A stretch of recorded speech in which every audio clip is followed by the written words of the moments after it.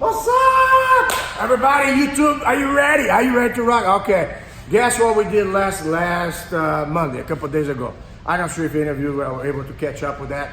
Or if you have a chance to practice that. Can you guys let me know in case you guys did any of the techniques I ever showed you in my whole life?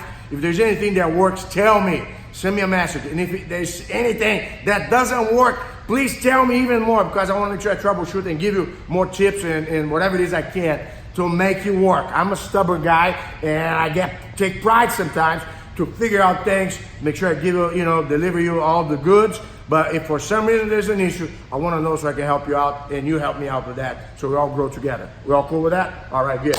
So let's talk now. Spider Guard Annihilation 2. Last time we did, and I'm not going to reveal that. If you want to see the other video, just don't be lazy. Go there and see the other video. Annihilation 2 is when the guy has a spider, but he has a hit and a shoulder block. So here, my friend, Professor Marcos Santos, love this guy. He's a pain in the neck sometimes, but I still love him. So here, turn your thumbs out. So in case the guy tries to omoplata you, triangle you, do any surprise freak attack, you can stay there for a little bit, okay?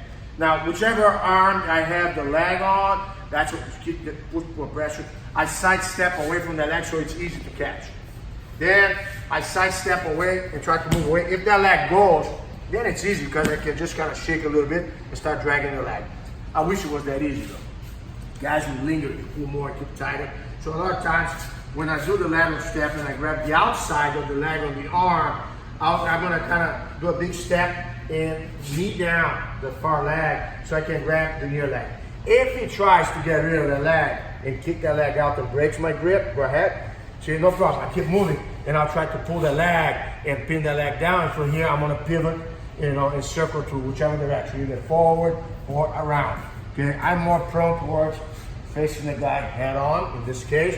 And we can elaborate the finishing at a later time. Right now, I'm just trying to annihilate, that's right, the spider pass. So, the spider guard, sorry. So here one more. Thumbs out, so your elbows are in. Side step, control the leg on the arm. Side step and move away. And control, and put your knee down. Here you circle out a little bit more, because if the guy tries to push you or reverse you, push. I feel really comfortable here. I'll try, if I have a little bit of a control of this leg, pull that leg in, move my knee and put inside, and rotate my body all the way against the leg that was on my arm. Because now you see it's no longer my arm. I'm rolling over my chest here. Stay strong, and keep the other leg there. And a lot of times, if it doesn't deflect right away, I kind of move my hip out a little bit. I do a little simple turn that way, and when I come back, the leg just goes, all right? So let's see how that goes, just the last part. Put your foot back on my armpit. You can coil on the arm, yeah. So I rotate, stay strong. Man, this guy's a pain. Move back a little bit. You go back and forth with your rotation, and the leg goes. And just one extra tip here. If I do this and your gi is loose and the foot gets stuck on your lapel, like I'm here, oh man, I rotated, I deflected the foot.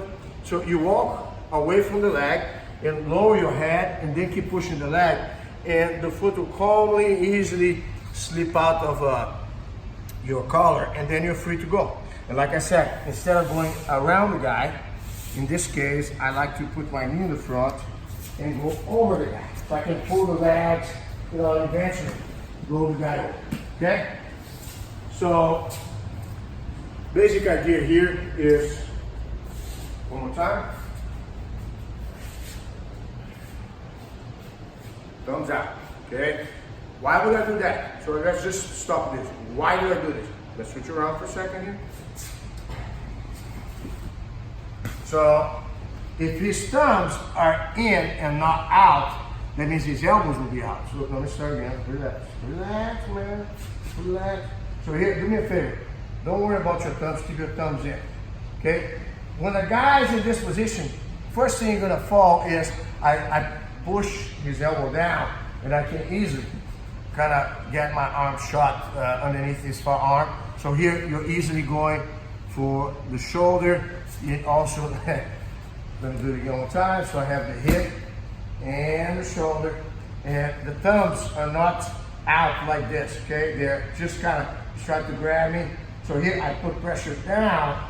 Over here, that lowers this pressure. I kick my leg through and bump my hip up, okay? And if I want to just kind of go back and go for a triangle frame, I can choose now if I want to go for a straight arm bar, if I want to set back for a triangle, or more likely a normal plata or a normal plata roll, okay? And I'm not actually worried about showing all this other stuff. I'm just trying to explain to you why I like the thumbs out when somebody does spider on me, because automatically brings my elbows in, okay? So just make sure real quick. If the guy has the hip and arm, you know, over here, once I do this, I crunch a little bit, go ahead and get the omoplata or the triangle. See how I kind of keep my elbows going back. See what I'm saying? So I can kind of withstand a bit the onslaught without falling victim to it. So make sure you make comments right there and let me know if those techniques work. And like I said, when you go back to the grind and try the moves against your training partners, if something doesn't go according to the plan, get back to me and send me some messages so I can keep on doing what I can to help you guys out. Have an awesome day, and thanks for watching this.